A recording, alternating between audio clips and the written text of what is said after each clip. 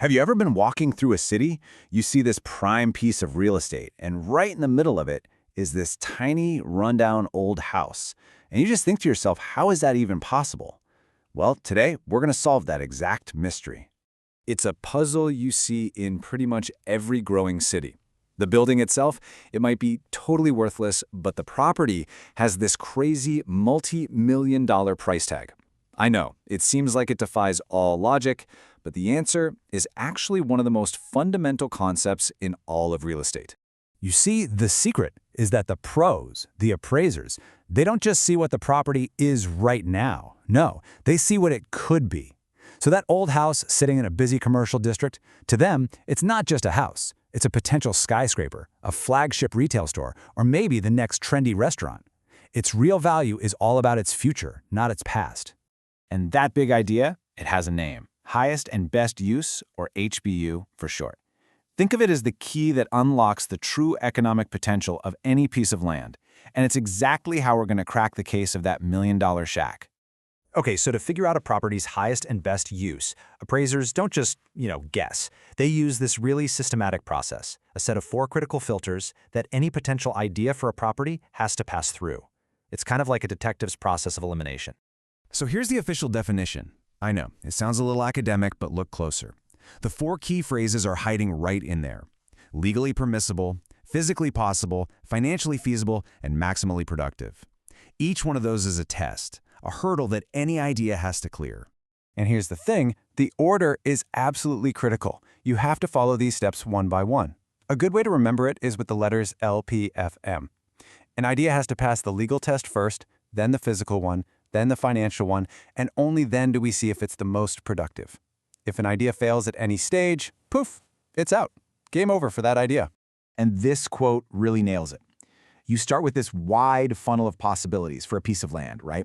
But with each test, that funnel gets narrower and narrower until you're left with just one single use, the one that generates the most value. All right, let's actually see how this works. We'll start with the first 2 filters, the legal and physical hurdles. Think of these as the absolute, non-negotiable deal breakers. So first up, is it legally permissible? This is all about zoning laws, building codes, things like that. For example, say you want to build a gas station, but the land is zoned strictly for houses. Well, your idea is dead on arrival. It's not legally permissible, so it can't possibly be the highest and best use. It's really as simple as that. Next, is it physically possible? I mean, a brilliant idea doesn't matter if the land itself just can't handle it.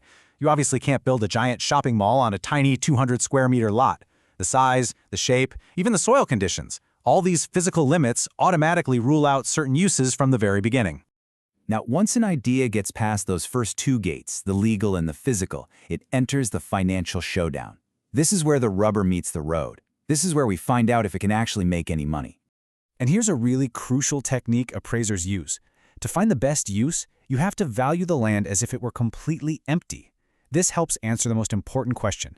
Is the building that's currently there adding any value, or is it actually just getting in the way of the land's true potential?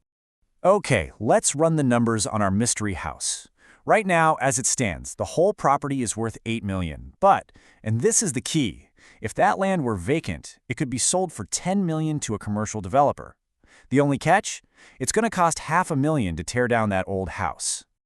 So let's do the math. You take that $10 million land value, subtract the $500,000 demolition cost, and that leaves you with a net value of $9.5 million. And boom, there's our answer. Since $9.5 million is more than the current $8 million value, the highest and best use is to actually tear down the building and redevelop the property.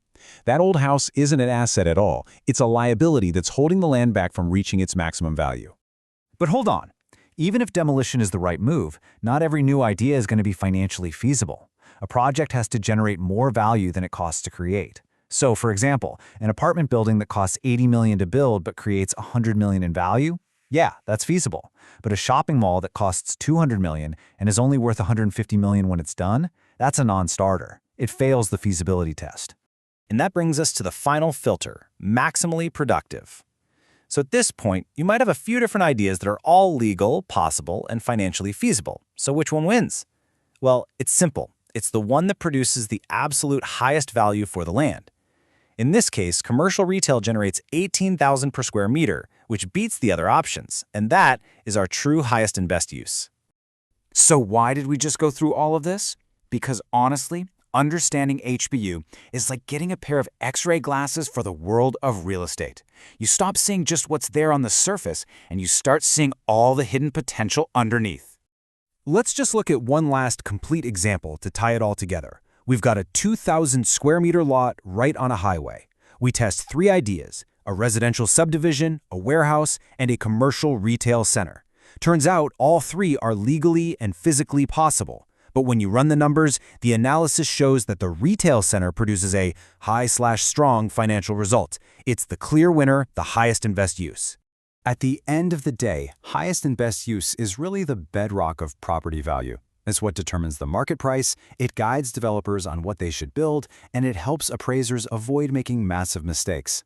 This isn't just some abstract theory. It's the economic engine that literally shapes our cities, deciding what gets built, what gets saved, and what gets torn down. So, next time you walk past one of those old, rundown buildings on a prime lot, you'll know the secret. You won't just see a building, you'll see a placeholder for future value, which, of course, leads to a final question for you. Now that you know the secret, what's the hidden potential of the land around you?